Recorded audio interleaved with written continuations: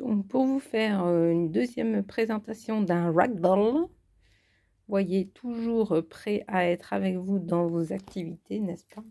Télétravail commence dans quelques minutes. Ici, nous avons affaire à un ragdoll Seal Tortie. Tortie? Non, pourquoi tortie? Si, tortie. Seal Tortie-Mitted. Qu'est-ce que ça veut dire? Seal, donc là, c'est le marron, là. Le marron ici des oreilles. Donc ça, c'est cils. Tortie, c'est le fait, c'est comme les écailles de tortue.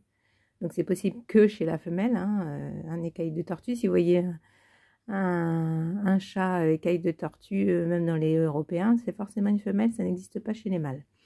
Donc le fait qu'elle soit tortille, c'est ces petits reflets orange que vous voyez de ci, de là. Et mitted, donc c'est ces petites pattes. Elle a des petites chaussettes, voyez. Les deux sont de la même grandeur, par contre, ici. Mitted. Si c'était point, hop, ça serait complètement couvert de couleur. Et si c'était mitted, hop, on a les deux petites pattes blanches. Donc, c'est un chat très affectueux qui demande beaucoup de caresses, de câlins, de douceur, d'affection, d'attention. C'est un chat qui n'aime pas trop être seul quand même. Il faut bien qu'il son maître soit là pour lui faire des bisous, des câlins. Voilà, c'est un chat que vraiment,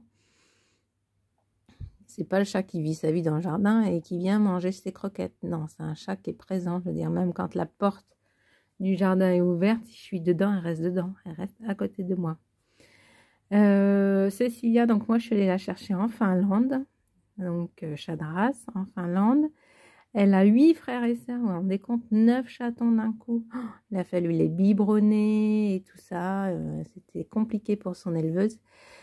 Son éleveuse ne travaillait pas, donc elle était constamment avec ses chatons, ce qui fait que Cécilia est vraiment très câline.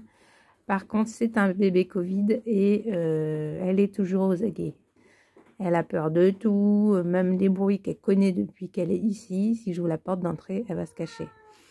Donc c'est comme ça, c'est son petit entre guillemets défaut, c'est qu'elle a peur de tout. Qu'est-ce que je pourrais vous dire d'elle? Ah oui, quand je suis allée la chercher, l'éleveuse la nourrissait exclusivement de viande ou de pâté, et encore à peine, c'était surtout de la viande. Et moi quand je suis arrivée ici et que je lui ai proposé des croquettes, j'ai dit ça va être compliqué. Donc elle était longue à se mettre à la croquette. Et puis, bon, maintenant, il n'y a pas de souci. Mais c'est pour ça que c'est quand même une gourmande. Moi, c'est pour ça que je ne suis pas favorable à leur donner des aliments frais comme nous. Parce que déjà, il faut savoir que tout ce qu'il faut leur donner pour qu'ils aient tous les nutriments nécessaires, les vitamines, etc. Donc, il faut savoir le faire. Ça s'appelle du barf. Moi, je ne sais pas faire. J'ai déjà du mal à le faire pour moi. Donc... je préfère leur donner des croquettes et de temps en temps, l'été, quand il fait chaud, il faudrait qu'il fasse chaud un jour en été, mais quand il fait chaud, je leur donne des sachets humides. Alors là, ils adorent ça, c'est pareil, dès que vous commencez 2 jours d'affilée, après ils sont là à attendre leur sachet.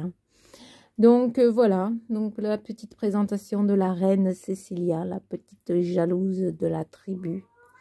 Je vous fais plein de gros bisous et je vous dis à bientôt. Salut, salut!